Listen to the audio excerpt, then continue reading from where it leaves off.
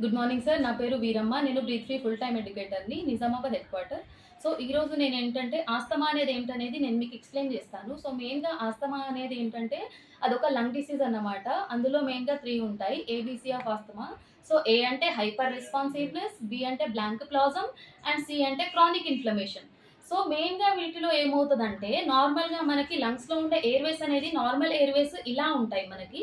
Normal Airways అనేవి ఇలా టోటల్‌గా ఓపెన్ ఉంటాయి గాబట్టి ఇలాంటి స్టేజ్‌లో మనకి ఎలాంటి ప్రాబ్లమ్ ఉండదు. కొంతమందిలో కొన్ని సింప్టమ్స్ ట్రిగ్గర్స్ అటాక్ అవ్వడం వల్ల ఏమవుతదంటే, ఆ ఎయిర్‌వేస్ అనేవి ఇలా టోటల్‌గా క్లోజ్ అయిపోయి లోపలంతా మ్యూకస్ అనేది ఫార్మ్ అయిపోతుంది. సో, ఈ స్టేజ్‌లో మనకి కొన్ని సింప్టమ్స్ అనేవి కనిపిస్తాయన్నమాట. సో, ఆ సింప్టమ్స్ ఏంటంటే first cough and second breathlessness and third వచ్చేసి మనకి వీజింగ్ సౌండ్స్ ఒస్తాయి అండ్ ఫోర్త్ వచ్చేసి చెస్ట్ టైట్‌నెస్ అనేది ఉంటుంది. సో, మెయిన్‌గా ఈ 4 సింప్టమ్స్ అనేవి మనకుంటాయి.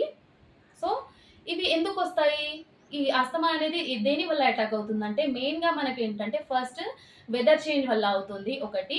అండ్ ఇంకొకటేంటంటే కూల్‌గా వాతావరణం అనేది చల్లగా ఉన్నప్పుడు బయటకెళ్ళడం వల్ల ఇలాంటి స్టేజ్‌లో కూడా వస్తుంది.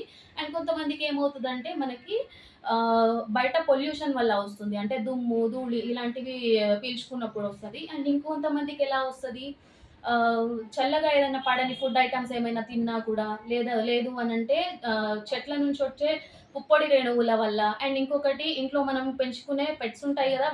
వాటి యొక్క ఫర్ ఉంటుంది గదా! ఆ ఫర్ వల్ల గానివ్వండి.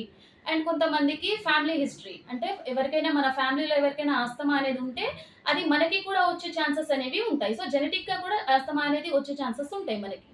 సో, ఈ ఆస్తమాని మనం ఎలా కంట్రోల్ చేయాలి అంటే 2 టైప్స్ ఆఫ్ మెడిసిన్ అనేది మనకి అవైలబుల్‌గా ఉంటుంది. సో, అందులో ఫస్ట్ ఏంటంటే inhalers and orals. Okay.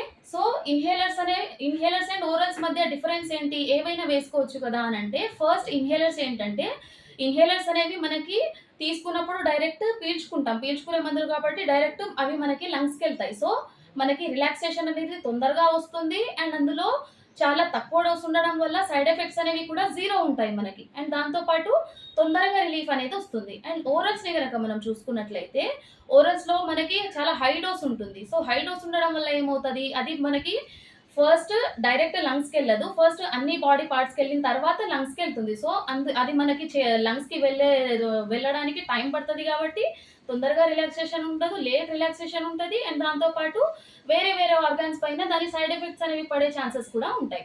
So, ఆ సైడ్ ఎఫెక్ట్స్ అనేవి ఏంటనేది మనం చూసుకున్నట్లయితే, ఫస్ట్ మూడ్ స్వింగ్స్ అనేవి కొంతమందికి చేంజ్ అవ్వచ్చు. అండ్ దాంతో పాటు వెయిట్ గెయిన్ అనేది అవుతారు.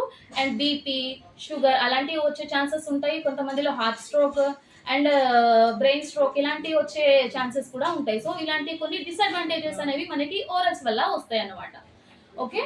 సో, మెయిన్‌గా ఇన్‌హేలర్స్‌లో ఏంటంటే, ఇన్‌హేలర్స్‌లో కూడా మనకి 2 టైప్స్ ఆఫ్ ఇన్‌హేలర్స్ అవైలబుల్‌గా ఉంటాయి.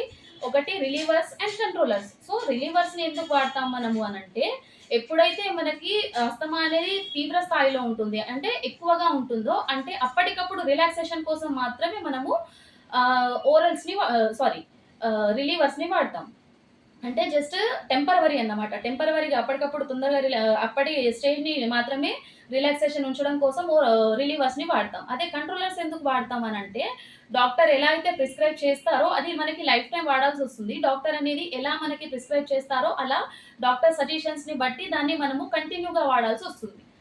సో, కంట్రోలర్స్‌ని రెగ్యులర్‌గా వాడడం వల్ల మన ఆస్తమాని మనం అనేది మంచిగా కంట్రోల్ చేయొచ్చు. అండ్ ఇంకొకటి ఏంటంటే పీక్ ఫ్లో మీటర్. సో, ఇది బ్రీతోమీటర్.